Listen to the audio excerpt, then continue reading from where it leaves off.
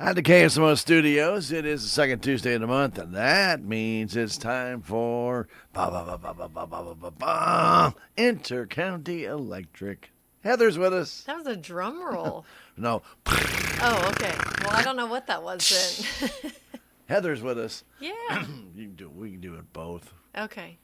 We're allowed to. Okay. All right. Well, yeah, I'm here. And it was a beautiful drive over. Yeah. And it's going to be a beautiful day. Stan got my weather request. I got it right. Yeah. I don't always get it right, but I got it right. Yeah. Oh, man, that sunshine was nice yesterday. It's going to be good today. Even a little bit warmer today. Yeah. Tomorrow, maybe get a little bit of rain, and then going to get still pretty nice, though, temperature-wise, all the way really through Friday. Yeah. And talking about some nasty weather, so we need to remind everybody. Your friends from Intercounty are out there no matter what the weather. No matter if it's a day like yesterday or today. Yeah. Or maybe a day like Friday when the wind's going to howl at 50 mile an hour. And it's going to be windy. There's going to be storms, and that's not. Yeah. I know. It's not today. No. Enjoy today. Don't worry about Friday. Yeah. Maybe it'll go away. We're talking about the nice weather and how amazing it is. And Stan's like, oh, but Friday, it's going to be awful. Well, thanks, Stan. Yeah, I take the good with the bad. Yeah, but I'm going to focus on the good. I don't want to think about Well, there's bad. a lot of good today. We're going to talk a lot about good today, a little bad. Yeah. Always a downer. Sometimes we have to bring that up. But a lot of good. Absolutely. A lot of good. So, well, first off, I guess we always want to talk about is our junior essay contest. Yes. You got a full slate. We do. We have a full slate. Yeah. And it makes me so happy. So if you've been listening the last few months at all, you know that our Youth Tour essay contest has been underway. Those top 3 essays were due to us by the last day of February. And a bit of a challenge with the snow. There were a lot of reschedule presentations, because there were a lot of snow days, especially, these smaller, more rural schools. So we were able to get to the kids, presented the contest to them. It's always a challenge because we're asking the kids to write an essay that's not required. And as you might imagine, teenagers they're not really thrilled when you say, hey, you could write an essay. You start to lose them, And then you tell them about the free trip, and hopefully that gets them back in. And then you tell them, and if you make top 3, then you get to do this interview, and if you had them a little bit, then you're struggling to get them back. So, but it's a difficult thing to talk teenagers into doing because it is a 2-part contest. But it's an easy contest. It's an easy contest. It is. They write an essay. It's 250 to 500 words. We've talked about how short that is. When you talk about hundreds of words to a teenager, sometimes their eyes glaze over. But then the next part of that, which is the phase that these students are in, the top 3, they get a study packet, and then they're going to come the last Saturday in March, and we interview them. We have a panel of 3 volunteer judges. They interview the students and score them, and then the top scoring interviewer, they win the trip to D.C. The other 2 win the trips to Jeff City. So, it's an easy ask as far as we're concerned. Right. But to convince a teenager to do it, sometimes, there's not a whole lot of participation. Yeah, and it's like trying to chisel granite sometimes. It's very hard to get in, but once you get in, you can start to make something nice. Yeah, absolutely. Yeah. And we, there's been years, even here in Salem, where there's not been great participation, but this year we have 3 essays from every school. Every school. Yep. And the schools don't always report to us how many essays were turned in, but one of the schools told us they had 35 this year. Great. Yeah, which really, it made me happy. I'm like, okay. And maybe we're doing something good. Yeah, and talking about it. I want to give credit to the parents and grandparents and neighbors. Like we've been telling the last few months, like, hey, if you know a junior, encourage them. I'd like to think they did. They were listening, and they went and encouraged them and said, or maybe threatened them, or I don't know, like, you have to write this essay. Threaten them. You better write that essay. Mom said I don't get my phone unless I write the essay. Yeah, there you go.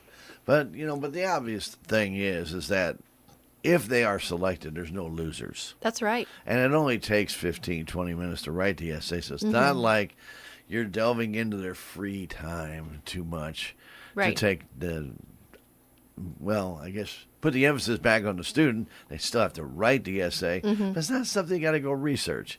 It's not Right. something you have to spend hours and hours and hours and trying to figure out, oh, how do I come across to these intellectuals up at Intercounty to try and impress them with my knowledge of Intercounty Electric? It had nothing to do with that. It has something to do with about what is important to you. Right. And we had some good essays. I haven't had a chance to read through all of them yet, but these kids, they put some thought into these essays, and we asked them this year to write about something they would love to learn or get better at. Yeah. And they weren't just thrown together essays. These kids put some thought into it. And we had kids talk about wanting to learn a foreign language and why, and that they have family history in that country. And one student talked about she wants to get certified and learn American Sign Language and why that's important to her. And, there were a ton of things that they wrote about, but they were all very personal to them. And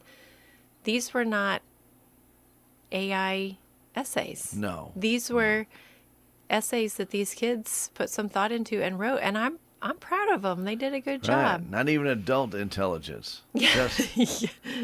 junior intelligence. It was JI. It was JI. JI, Junior Yeah. Intelligence. Yeah, and they did really well. Yeah, that's great. That's great. And I know you got a full list, and I'm not going to I keep you do. from that because I know, first off, Heather takes this personally. This is one of my favorite parts of my job. I love our youth tour essay contest. No, but you take it personally. When you didn't get enough essays in, it really brought you down.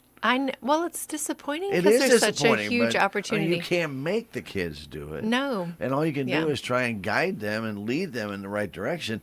But Yeah. I guess you felt like we didn't do a good job of doing that because we didn't get the essays. Yeah. So like I said, you took it personally. I did take it And personally. we really concentrated on trying to get kids involved. So first off, kudos to you and the groups. Go and make those presentations to the school. I know you're dealing with kids and probably not dealing with them probably after lunch or something when they're trying to take a little nap or something. Yeah. So I have to share a little story All right. about Salem. We were at Salem. They do an assembly here. So some schools let us into each classroom where there's like a junior English class or Right. government class or something. Some schools do an assembly, and Salem does an assembly. And you're going to have students in every group that are super interested. You're going to have some that are glad they're out of class, but really not interested at all. So Vanessa and I were doing the presentation. We feel like it went well. The kids, they listened responded very well. well. Okay. We had some questions, and we're feeling really good when we leave. And we walk out, and down the hallway, we find a couple of the flyers, and they're folded up in these really cute paper airplanes. And they're in the hallway. So we picked those up. I actually have those sitting on my credence in my office as a reminder that, we gotta sell it to them, You do. and we gotta put it in a way that they understand, and we gotta speak teenager, and sometimes that's hard. But yeah, First little you have paper to learn airplanes. a teenager. You gotta Yeah, learn yeah, teenager. Yeah, learn teenager and then speak it. Yeah. But it's difficult because it's not the way it used to be. Mm-hmm. I would have probably said back when I was in high school, we would have probably been made to do this, not asked to do this. Yeah. You will write this essay and you will love it and you'll make it, you'll make it great, but it's not that way anymore. And maybe it's a good thing. Maybe it's not a good thing. I don't ever think there's ever a bad time when you write something. Right. That you're not going to learn something from it. I always think that that's the case. However, I will say, we don't have that situation anymore. What Yeah. kids do on their own time is their Yeah. own time, and it should be.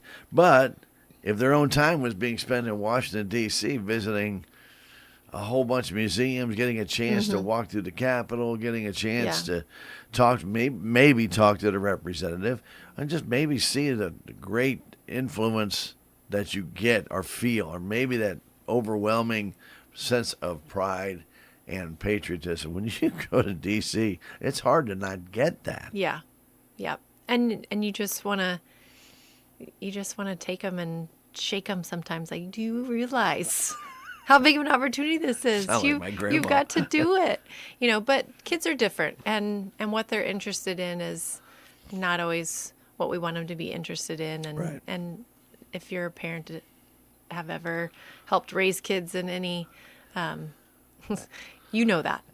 Yeah, You know that. we're But not we educating did you. have really good response, Yeah. and we had essays from each of the schools. And I know it's not very interesting to listen to someone on the radio read a list, but this is a No, no, list no. of student names. These are No, our, these are, first off, congratulations to all these winners. yes, Second thing is, thank you for participating. absolutely. And third, we hope that if you did write one and lost, that you congratulate these people. Yeah, absolutely. I mean, I'm not saying that you wanted to lose, but obviously whatever they wrote was a little bit more interesting to the judges at the school. Mm-hmm. That got moved on into Intercounty's Yeah. final three. So, Yeah.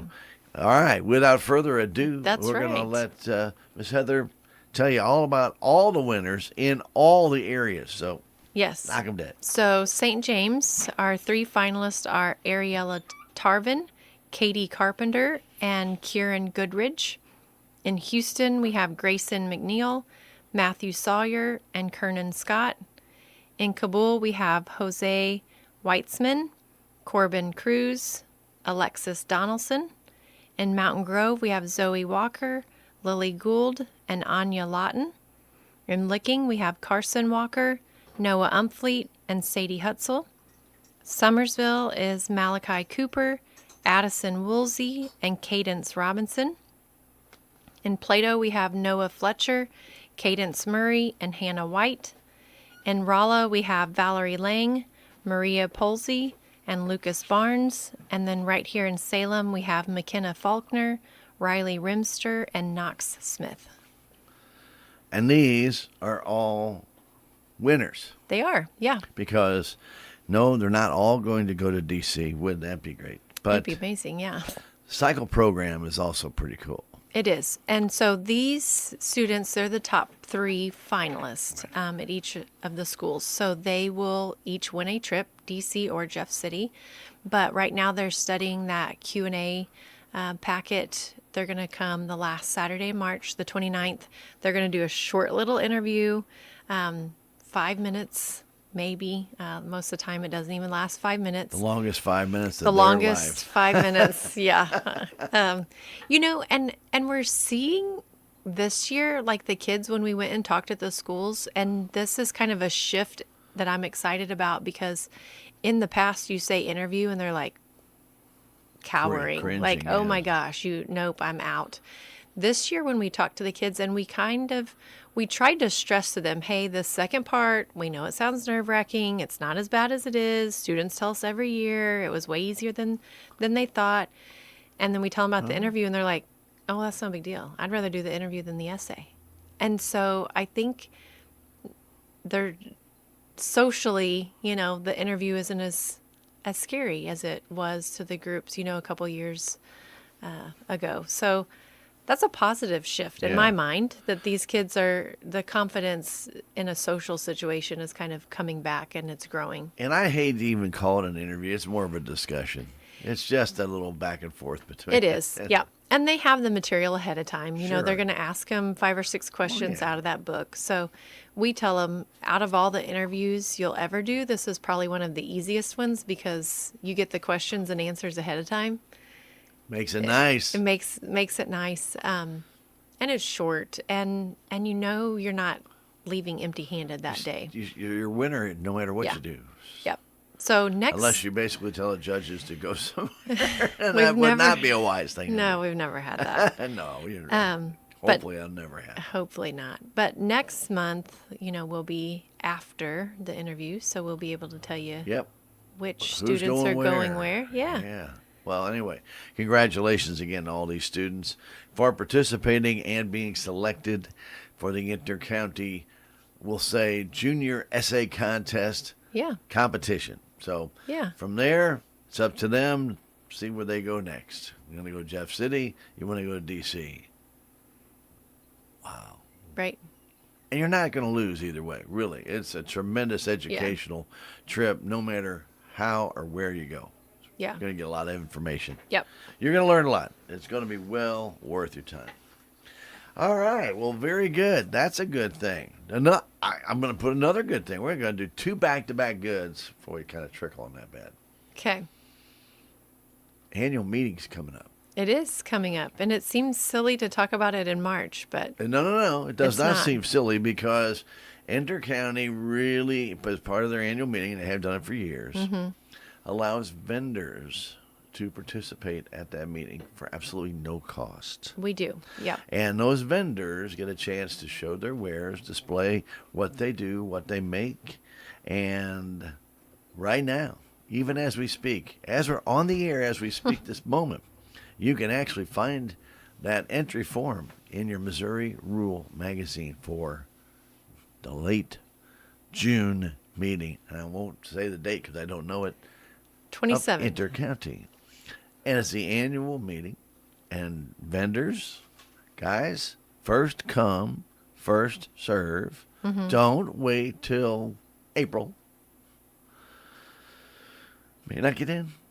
Yeah. So a couple things I want to touch on All right, fine. for annual you can meeting. explain it a lot better than I can. It is going to be the last Friday in June. That's going to be June 27th. So mark your calendars for that. Hopefully you can join us. It is going to be at the Old City Park in Licking. But as Stan mentioned, the main thing we want to tell you about annual meeting is that if you want to be a craft vendor, because we have some really talented Yes, we local, I don't know if you call them all artists. They're artisans. Yeah, Yeah, absolutely. in their own way. Yeah, absolutely. If you've ever been to annual meeting and you've walked through there, it's really amazing what our local people what they make and they build and they craft and But some of the, and I don't want to interrupt you there, but some of the best parts are the stories of how they started. yeah. You really need to just talk to them, and they'll not be bashful Oh yeah. about how they got started doing it or why they did it and how long they've been doing it. And they'll explain a whole bunch of stuff to you. Yep. But it really is pretty interesting. Now, you can get back on the Okay. page. Okay. So there are craft fairs across our service area over, throughout the year. There's no cost for vendors to set up at the intercounty annual meeting, but space is limited. So like you said, we want to make sure we get your information, your name, your information, kind of, do you need electric or not? What are you bringing? And then we can have that list. And then as it gets closer, we'll send you a letter with some more information and kind of a map of where to set up that day. Right. But space is limited. Those applications for booth space are due back by May 1st, but it's possible, and it has happened before, that those have filled up before. So if you know you want to be a vendor, like Stan said, don't wait. Go ahead and fill that out. It is in the Rural Missouri magazine. If you don't have that any longer, you can go to our website, ieca.coop. You can look at it on there. Not just look at it. We don't want you to just look at it. You can print it out, fill it out, or call in. If you mention anything about annual meeting craft vendors, they're going to know to get you to Vanessa. She'll get you recorded There you information. go. And And Yeah. you don't have to be an intercounty electric No, you don't have to be. cooperative. you don't have to member. be a member. You don't have to be a member. It always is not a bad thing because more than likely, if you're from the area, you probably are a member. Right, but it's not a But requirement. it's not a requirement. And the neat thing is that you're going to see a whole bunch of people. It's a captive audience. They're it really there. is. They're there. And they're there, and if they're there that early and have a little extra time, they're there to see you, the vendors. They want to see what's there, Yeah, so they're going to give you that time. So I think it's a good thing. yeah, I do too. If you're a vendor, a crafter, want to do this again, the Rural Missouri magazine is where you'll find it. Mm-hmm. And then in the middle of that, if you get the Intercounty Rural Missouri magazine, I shouldn't say it's not in every Rural Missouri magazine, The because if you get the intercounty. ones that aren't intercounty, and it's not there. Right, it's in our local pages. Right, it's in the local middle pages. Last page on the very bottom, I believe, is where you'll find that coupon. Fill it out, mail it back. I know the old-fashioned way. Can you do it online? You can email it back into her, or if Scan you it and email email it her back in. and send her the information. But it's not a form online you can fill out and just No. send out. Okay. No, we don't have one. I didn't think it was, but That might be Stan's idea for next year. I don't have ideas anymore. I stopped having ideas. You just had an idea. Oh, yeah, it was a good one. I just made a mental note. I'm like, oh, that's a great idea. No. I know, but I used to flood you with ideas. They were good ones, usually. Yeah, some were a little bit out there. Yeah. Some actually kind of came true. That's right. Did kind of work out that way. But anyway, if you are a crafter or a vendor and you're in the area and you would like to set up, again, get that form in. And as Heather just said, if you don't get Missouri Rule Magazine, well, first off, you're missing out on a lot of good stuff in there. It's a pretty cool magazine, I have to admit. There's times that I've started reading it and I don't really put it down until I go all the way through it. Yeah, those local stories are always really good. Some of the restaurants they talk about or some of the activities that are going on in some of the towns, also some things that you may not even remember happened in Missouri. You may not even know. So certain towns have a festival or have something going on. Right. You know, I'll tell you what, if you really want to learn about your state, go to those small town festivals. They're really pretty cool. They are. Because those people do a lot to try and put those festivals on. And if you want to talk about hospitality, whoa, above and beyond. Right. You know, you go to St. Louis Fest and stuff like that, and there's hundreds and thousands of people, and they don't really care Yeah. if you show up or not, because somebody else will. But you go to a small town, and you're from out of town, and you're coming to see them, they love you. Yeah. They really do. They really want to make you feel special. They want you to come back again. Right. And that's just the whole cool thing about it. Right. All right, so very good. Inter-County Electric annual meeting in June 27th. Yep. Friday, June 27th. It'll start bright and early in the morning, 8 o'clock. We will start before 8 o'clock. Well, for you, it'll Yeah. start before 8 o'clock. Yep. For you, it'll start about 4:30. Ish, yeah. Yeah. We're able to get quite a bit of it kind of set up and ready the day before, but a couple of things, and we'll talk about annual meeting more as it gets closer, but a couple of things I wanted to share that different this year. So our members have always been able to vote in person. Right. They can vote by mail. That's been a lot easier the last several years because the ballots and the return envelopes are in the Rural Missouri. After last year, we had a lot of members who didn't get the magazine early enough to be able to get stuff back. There's some problem with it going out, yeah. Yeah, It so got lost. I can't believe Postal Service would lose us. just like whole routes. Yeah. But anyway, there was some concern that they weren't getting their magazine in time to be able to get that filled out and get the ballot back into us. So right now our bylaws do allow for us to do electronic voting, which the interpretation of electronic and online is that those are different. So I'll get back to online here in a minute. But Okay. Electronic voting, what we're going to do different this year is the week of annual meeting, that Monday through Thursday, when the offices are open, we're going to have iPad voting in each of our offices, Rolla, Licking, and Mountain Grove.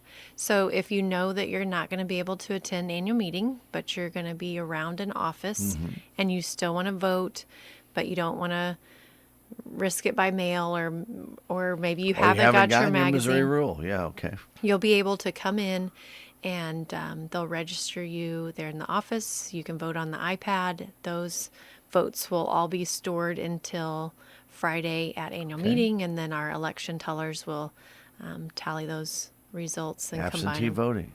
Yep. Intercounty's adopted it. Cool. Okay. Yeah. So that week, the week of, and hopefully that helps some people because we are a co-op and we're member owned, and that means our members get to vote. So But you can't control the U.S. Postal Service. we cannot. No. So online voting. So that's electronic voting. That's electronic voting. Okay, now, So we're- online voting. yes, we're going to have a couple of proposed bylaw changes this year. We don't always have those. We do always have director elections. So if you're not familiar with the co-op, just a little 101, we have 9 directors, Co-op 101. 3 in each district, North, Central, and South, and each year we have one director from one district that's up for re-election. Should they or want again, to yeah. run again. Sure. And they serve a 3-year term, and then that rotation just kind of continues. So each year we do have a director election. Some years we have bylaw changes that we're asking our members to support. Last year we didn't have any of those. This year we have 2, and we're going to have a ton of information for you in upcoming magazines, and we'll talk in depth about them, but the two in a nutshell, the first one we're asking our members to pass is going to be to allow us to do online voting. That will let us do, whether it's going to be through Smart Hub or it'll be a different online portal. That is unclear right now what that looks like, but if our members should pass that, then next year we'd be able to open up for online voting. Right. And members, whether they were able to attend in person or not, they could really easily go in, register to vote online, and get their ballot cast that way. So that first proposed bylaw change is going to allow for online voting. Online voting. Should it pass? At a method yet to be determined. Right. It would be a secure I mean, Right. it's not just going to be like, hey, email us back with the names of the people you want to vote for. That's Right. But the IT department doesn't need to figure it out until there's a bylaw change to allow it to happen anyway. Right. And there are other co-ops across the state under our statewide organization that are already doing this. We're a little late to the game in this, but our bylaws haven't previously allowed for us to do it. So our board has said, hey, people are busy and they can't always Right. make it all the way to Licking on a Friday morning, Friday afternoon. So maybe we need to change this a little bit and make it to where it's easier for them to participate. Electronic voting does take in a wide variety, but it does not address the internet specifically. Right. And I think that's why Intercounty wanted to do that. Some of the other ones I don't think have specifically either, but they've just expanded their interpretation Of electronics. Yeah. Which can be fine. Yeah. However, to be sure that somebody can't question that somewhere down the road. Right. And we are a co-op. We're member owned, and our members get to decide if we Sure. change big things like that. So it goes to vote, and our members will get to decide: do you want this as an option or not? And if they don't, and they don't pass it, then So be that it. kind of tells us that they're not interested in Not that. interested in that. You can still go vote by pad early if you want to, Right. or mail it in, or In person. have yourself show up at the meeting. Yeah, that's And now we get to see absolutely- the crafters and the vendors. Yeah, we'd love to have y'all in person. Yeah. It'd be good. It's a good time. These Most of the time, unless it's pouring down rain or 162 degrees in the shade. I was with you. I was gonna say we've had both of those, but have had we've both of those. we've not had 162 in the shade. That might be an exaggeration, but we've had some It scorchers. does feel like it. Yeah, we've had some really hot annual meetings with no breeze. Out in the Those are a little sun in that miserable. park in no breeze, if you're standing there, feels really warm. Yeah, you might feel like 162. Yeah, it does. It may not be That's truly not what 162. the but it thermometer's reading. sure yeah. does feel like it. Okay, that was bylaw number 1. What's That was bylaw number 2? So bylaw number 2 addresses how we handle unclaimed capital credits, and this one I'm really excited about. They all go to KSMO. I don't think that one would pass. I mean, you might get a couple of yeses, but We haven't tried it though. we've not ever tried it. No. So what we're asking our members to support, this is, again, it's something that some of our sister co-ops have started to do. Intercounty, we're different. We're not for profit. So we do return capital credits. Right. That's their portion of the margins. Every year we have that list. The list of unclaimed. These are checks that have been made available for 2 years. And we're doing a final 60-day notice. Hey, if your name's on the list, you got to give us your address. If you have a deceased family member's name on the list, you got to give us your information so we can get that money to you. What we're asking our members to pass is that if after that 2 years and that 60-day notice, that does not change. We would like that money to be able to be used for Intercounty to use that for the benefit of our communities, specifically a scholarship program, to create a scholarship program. So capital credits are still going to go to our members. You're still going to have the 2 years to claim it.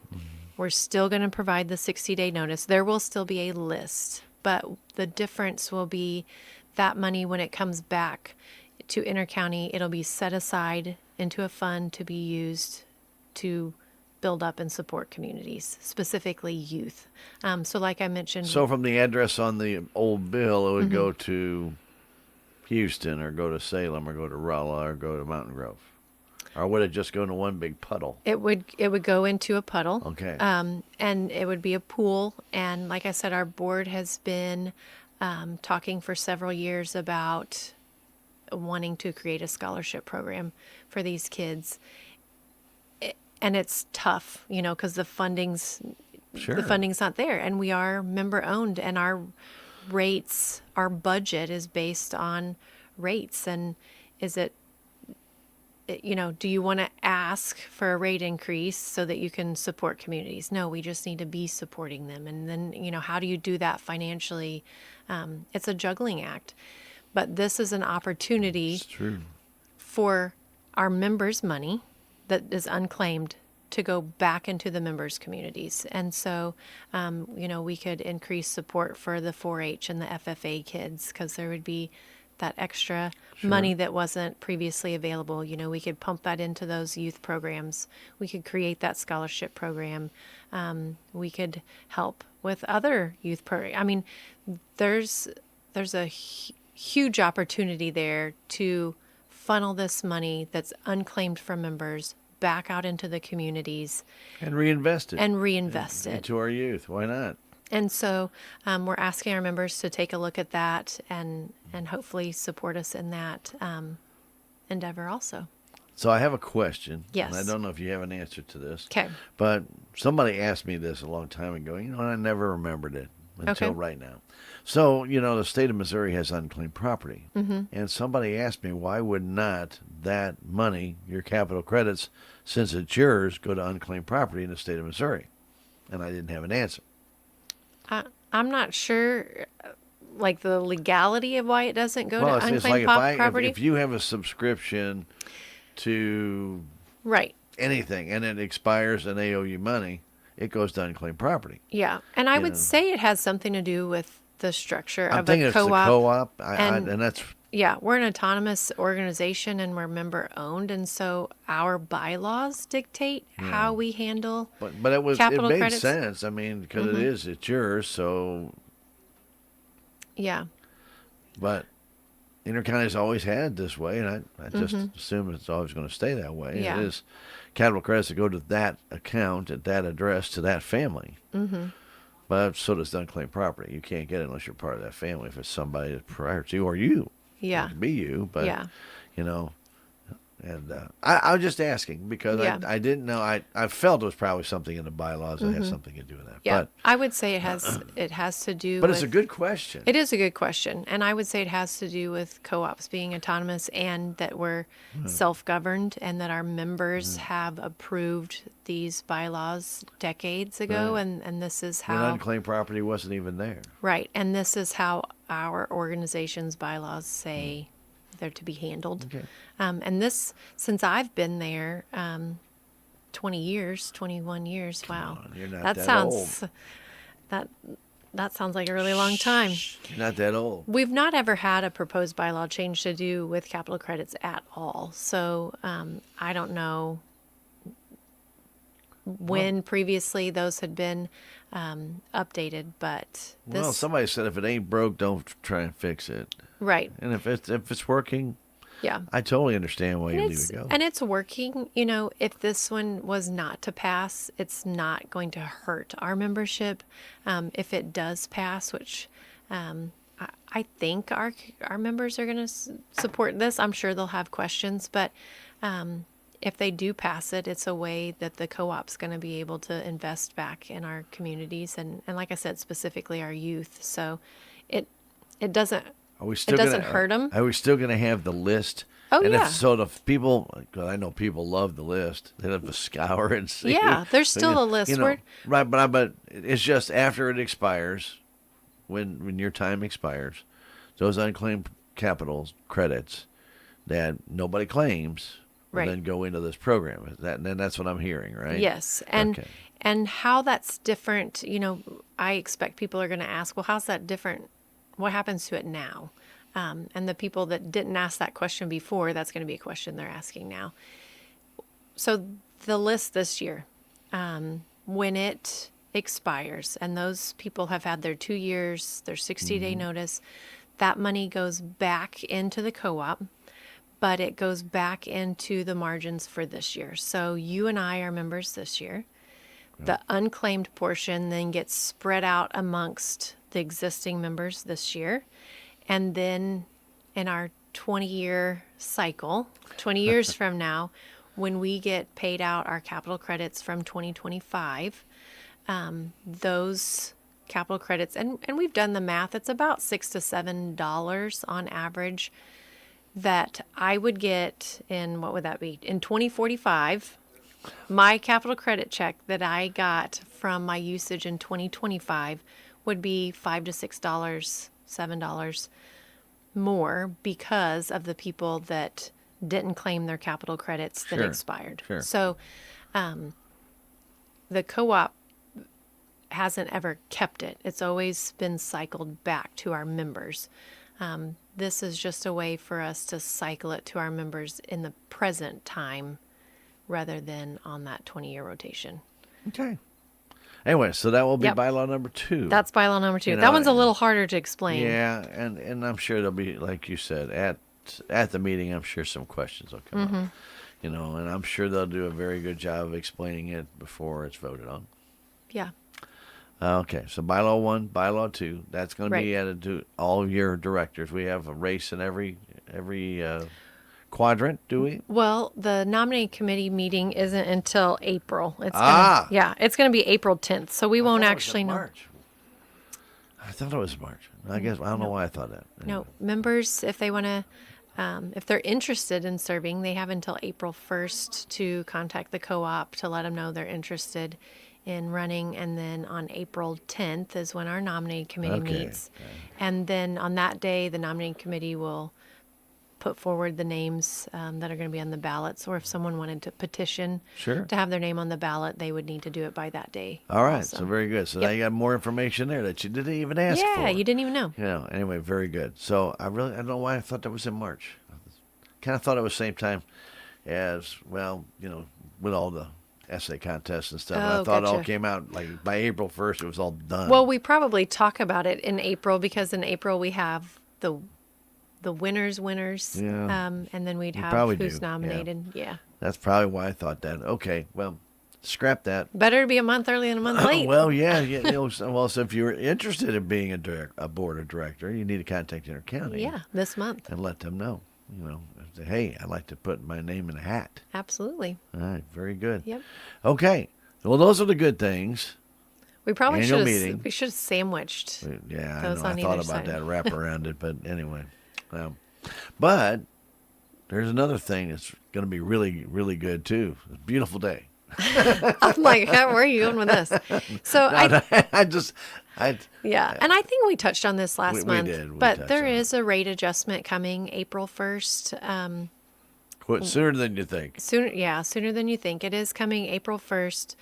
We've been trying to be very transparent about this. We want to make sure our members have plenty of time to know that it's coming if they need to budget for it.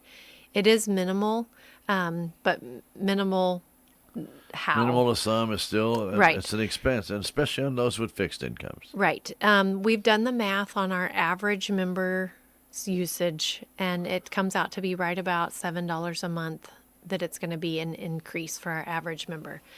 $7 is $7, and we realize for some people that they need to know that it's coming, and so Sure. we want to make sure we're sharing that in plenty advance notice. The service availability is going to go up 5 cents a day. That's your flat rate cost. So you've got $3 a month. Whether you have zero usage or a ton of usage, you're going to see that $3 a Okay. month increase. Then the kilowatt hour is going to increase slightly, not by much, but currently it's 9.33 cents a kilowatt hour, and it's going to go to 9.79. So small, but still an increase nonetheless. So that's April 1. Now, that's a usage cost. That's a usage So if cost. you use a lot, you'll see a lot more increase than you would if you didn't use that much. Right. So when we say our average member is going to have that $7 a month increase, roughly, if you use less than the average member, you're going to see a little bit less. If you use more, of course, then that'll be a little bit more. But at any rate, April 1st. That'll be your May 1st bill if you're on traditional billing. If you're on prepay, then you'll see that right Sure. away on April 1st. So it doesn't really affect your budget billing if you're on budget billing, because that will then get adjusted at the time of your renewal. That's right. Yep, that'll factor in when that's Right. renewed. So they don't raise you at X amount based upon what it could be. Right. So they just leave you at your budget billing costs that you have already agreed to. And then at the end of that annual period, when they redo it, find out whether you've underpaid or overpaid. Then they make that adjustment, and then you'll be, they'll calculate in that increase, and then you'll have a slight increase, I'm sure, there. Yeah. And a couple of things I want to note. If you're hearing about this rate increase and you're wondering how to tackle it, my biggest encouragement for you is to reach out and let us know, hey, I'm concerned. Is there any way somebody could come out, help me figure out how to save in my home? We do free energy audits. That's true. So we can come out and we can help you maybe find those spots in your home. And most members, they have a general idea of where their trouble spots are. When we come out, they'll say, can you check around this door or look around this window? They recognize those are areas probably where there's been a draft before. Yeah. But we can give you some pointers on where to tighten up your home, weather stripping around your doors, caulking around your windows. If you need, we talked a lot about insulation last month. If you could use some attic insulation to help keep that conditioned air in your home, just how to button it up. So then it can help you conserve on your usage. And if you're using less, then that rate adjustment's going to affect you less. So maybe we can help you with that. But it might be that we can help you get in touch with some assistance organizations. Well, that's like South Central Missouri Community Action Agency. The LIHEAP program is still going on. Right. They do have that. They do have assistance for new windows. Right. They do have assistance for insulation. So there is money available. Of course, it is income dependent. So your levels of income determine if you don't pay or you pay some. Right. So, but whatever you're paying, even if you have to pay some, it's a lot less than paying all. Right. So we can help get you in touch with those organizations. Very good. So, all right. So let's get past the bad news. Okay. Yeah. So that's the bad news. All right. So that was the bad news we talked about. Other good things we got coming up. Good stuff. Good stuff. Summertime's coming up. That's going to be a good time. But not to take anything away from getting prepared for summer now. I know. Beautiful day outside. Why am I worrying about summer? It's going to be 80, possibly 82 degrees today. Yeah. You may start to feel like it's starting to feel like summer. But don't pass off the things and say, I don't need to worry about it. Get your air conditioners checked, ductwork checked. Make sure everything's in good working order. And change out those air filters. And I actually start to think you may want to start changing out the air filters pretty soon. Not yet. When the winter season's over, I'd change it out. You only got another 2 weeks left in winter. Change that air filter out. You'd be amazed how much... It makes a huge difference. How much salt, we've had all that snow and stuff, how much salt, dust, dirt, and grime you've carried into your house, off your body. That's a good point. Because as windy as it's been, it's blowing all that stuff around. When you get inside and you shake off like a dog, and all that gets into your house, it eventually gets into your air filter. Well, if the air filter gets all clogged up, it's not allowing your furnace to accept that air in, to blow more warm air out, and in the summertime to blow that cold air out because it can't get through the filter. So, again, not a big expense, not a huge thing to do, but I try and even change my filters out 4 times a year now because I just realized how much I bring into the house when I come in. And we recommend checking those monthly. It's a hard habit to get into if you're not, if you coincide it with paying your electric bill or something that you do every month. If you're checking those at least monthly, they may not need to be changed that often, but you're going to catch it and get it changed when it does need to be changed rather than it going months and months. So good with the rule of thumb is if you take a new filter, you already have it there, and you compare it to the old filter. And when the new filter is either bright blue or green, or if it's a cloth one, White. and it's just kind of yucky gray, and the other one's bright white, if it's yucky gray, it's time to change. If that blue is turned into black, it's time to change. Yeah. That's what I'm saying. You can do it by just looking at each other. And if you can't see through it, well, your furnace can't see through it either. Yeah. And not only does that mean that your system's running longer and harder to get your conditioned air out to you, which Right. means extra kilowatt hours, which means extra cost, but you're putting a lot of strain on that unit too. Sure. And those are not cheap, and I would like mine to live as long as it could possibly live. So, just keep that in mind too. That extra wear and tear on your unit eventually adds up to a cost because you're going to have it maintained or you go. replaced. So again, it's just a little thing, but I would highly recommend looking at it, if not monthly, at least bi-monthly. But if you get to a situation like I'm in, there's a little more dust in your house than you think, and we don't have a dog or a cat. And if you have a dog or a cat, it's going to get there a lot quicker because they bring it in with them from the outside. Or if you have a lot of little rugrats, they bring it in from the outside too. You don't think about it, but it is there. Right. And yeah, you sweep and you vacuum and you clean your house, and you see how much dust there is that comes in, especially with kids. I know my mom always said, if I didn't have kids, I wouldn't have to dust. Probably true. However, that dust, as it gets up in the air, goes into your filter, and it does start to clog it up. So, again, the more things that you have that can add to your filter getting clogged, pets, kids, or if you work outside and you do obviously mining work, or you work on the farm, you come in, you're all dusty, dirty, and you drop your clothes right there by the washing machine. Yeah. If you live on a gravel road. Or you live on a gravel road, that's going to be up in the air. Probably the more opportunities you have to get that thing filled up because of the different environmental conditions you're in. Yeah. You want to just check those out. Again, we don't want anybody to have a unit burn up for whatever reason. Summer, fall, spring, winter, it doesn't make a difference. If you're going to need that unit, you're going to need that unit. So please make sure that you keep that airflow good.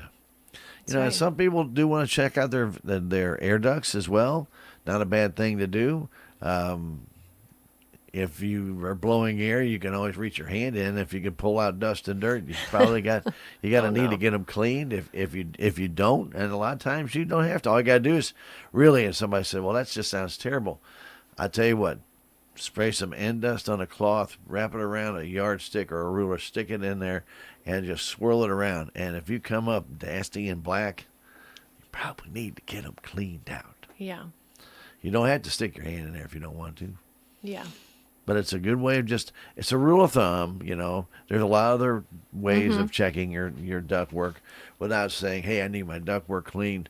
Obviously, if you hire a company to come in and clean your duct work, they'll clean it whether it needs it or not. But if you want to check, see if you've got some dirt or other obstructions in there, it's a good thing to do. Yeah. Over time. Yeah. Anyway. But energy audits are fantastic. They are. Get them done. And again, there is still assistance out there if you want to get that done. A lot of times they're trying to give away money because people don't ask for it. So if you are low income, you can get many of those services free or at a very, very, very reduced rate. And if you're in somewhat low income, depending upon how many kids you have and other conditions that need to be met, they might be able to help you out. They might be able to help you out. Yeah, absolutely. And then there's always Roundup if something should happen to that unit.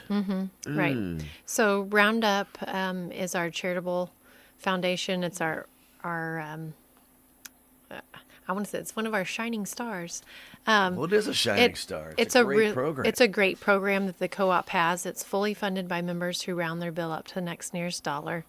100% of that money that's collected does get pumped back out to our local communities, and it stays local. It's within Inter County's outermost boundaries. And like you mentioned, if you have a a furnace, HVAC unit go out, that is a prime example of something that Roundup can help with. It's not a program that helps monthly. You don't get on Roundup and Roundup pays something every month.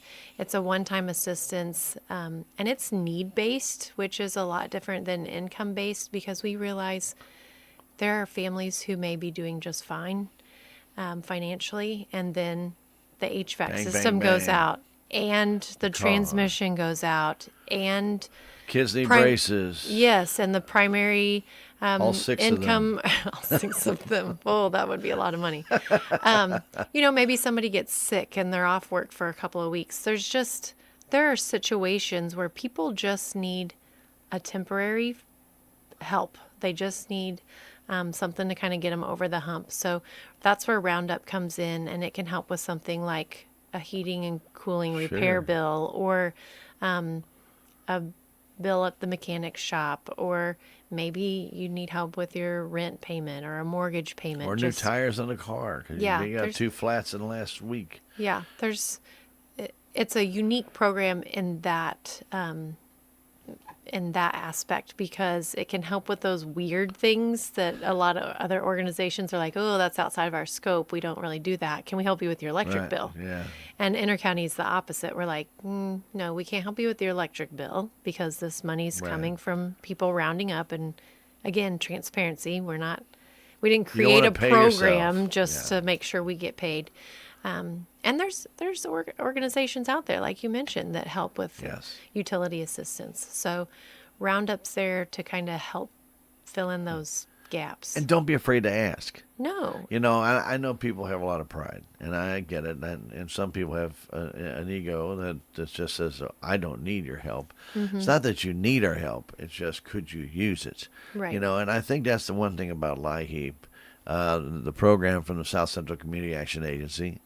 It does help you. It can do a lot of great things to help conserve energy for you and save you a lot of money over the long run. And like I said, I've not gotten a report from South Central Community Action Agency lately, but I'm going to probably go look that up, because it's the time of year to remind people to get this done before summertime kicks in. Yep. Especially if you've had seemingly higher bills in the winter, maybe your insulation is finally just settled and you need to get some more. Or maybe with all the wind we've had, maybe your caulking has finally seen the last of its days, Right. and you need to get it out. Or maybe your windows have shifted. Maybe your house has shifted, and now the windows no longer fit snugly.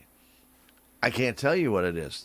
Different things happen, but when they do happen, it's nice to know that there might be an avenue to get some assistance. Right. And if you contact Intercounty, and especially with this, say, go back to this rate increase, if you say, hey, I got some issues, they say, well, let's do an energy audit and come out and then ask them, okay, is there assistance to this? And then they can give you all that detailed Right. information. Then it's up to you.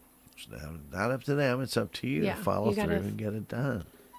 And don't be afraid to make a phone call. The worst they can say is you don't qualify.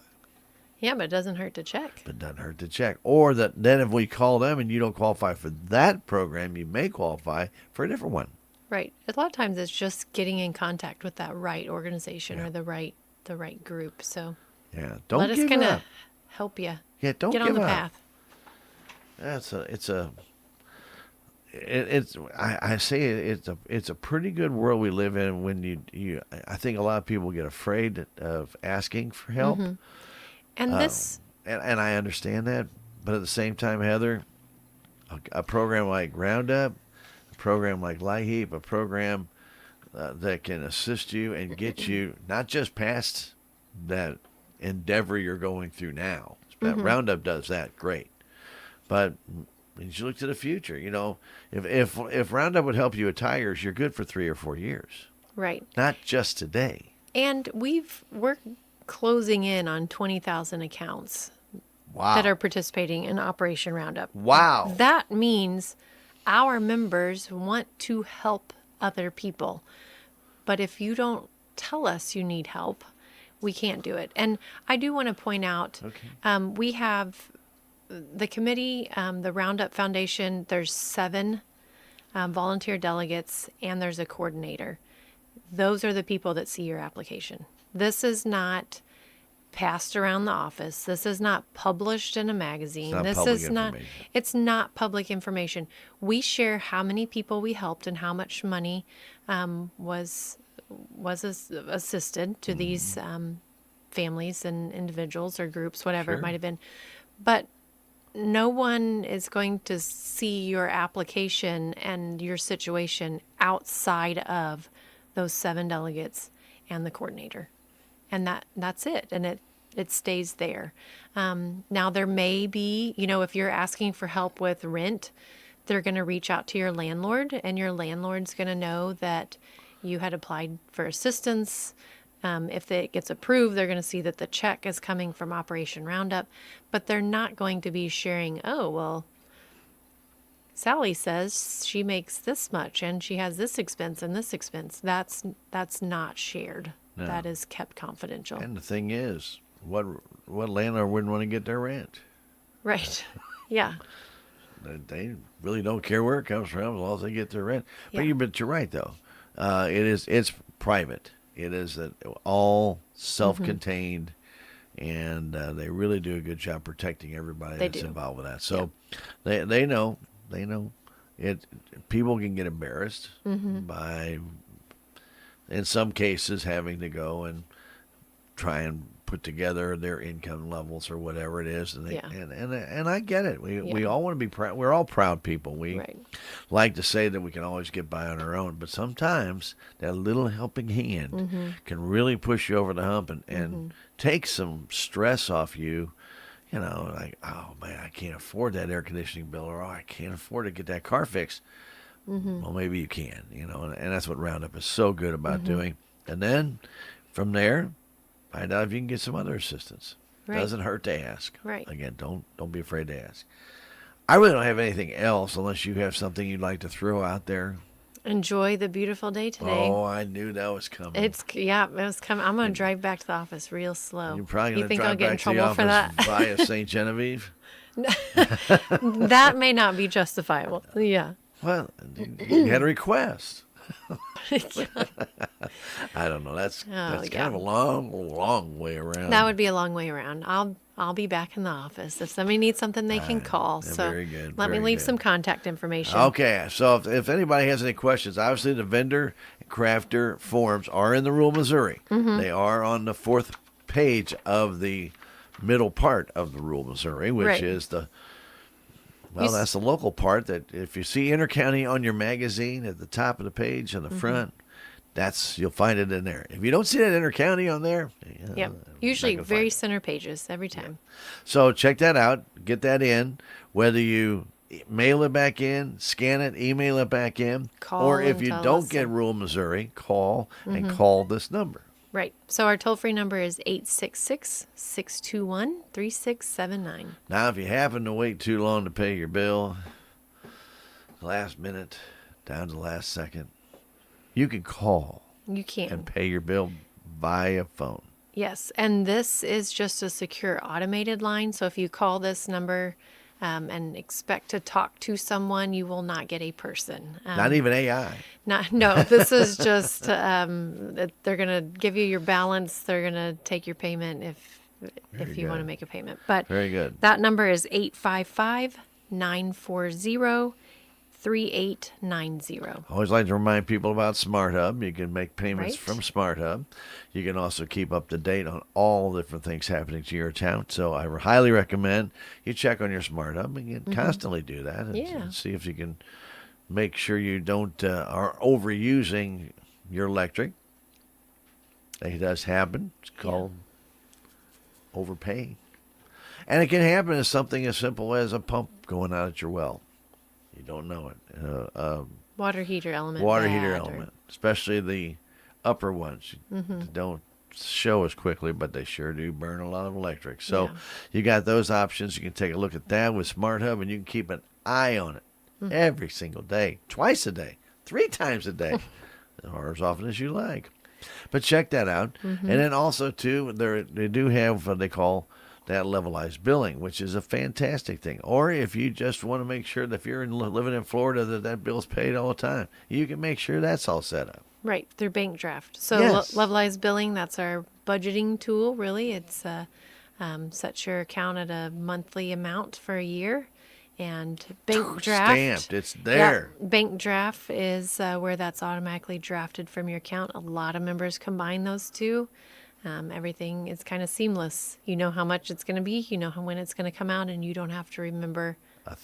Well, very little. You need to remember to record that Yeah, in your that would be register, Yeah. so that you know that it's coming out. But yeah, some really great tools. Fantastic. So check any of those options out with the Intercounty Electric. I always want to remind everybody, too, if you need a speaker for something specific. I know you guys address a lot of school kids all Right. the time. And we're getting near that time for festivals and events to come up. So be looking for the presence of Intercounty at many of those. That's right. And, of course, annual meeting on the 27th of June. Yeah. Wow. Lots That'll of be stuff here coming. before we know it, too. I know. Fantastic. Another year. All right. Well, girl, we always thank you for coming thank in. you. That's Heather from Intercounty. We do it every second Tuesday. And we really do appreciate you coming in, spending some Thank time you. with us, and dragging yourself away from your beautiful day outside. I have no window at work, so I will take the windshield on a sunny day. Or just walking to your vehicle. And it might Yeah. take a half hour, but that's okay. You take your time. Anyway, nonetheless, Heather, again, thank you for coming in Yeah, and getting thank us you. up to date on what Intercounty does. Again, great people. Get in touch with them if you have questions. And give that number one more time so they can get some direction as to the answers they need. Absolutely. You can reach us toll free. It's 866-621-3679. As always, girl, thank you very much. We really appreciate you coming in and spending some time with us right here on KSMO Radio, your hometown radio station. We got news up next from the Associated Press and then Civic Happenings here. KSMO, it's Tuesday. It is March 11th. Thank you, Heather. Thank you. Serving up the hottest hits.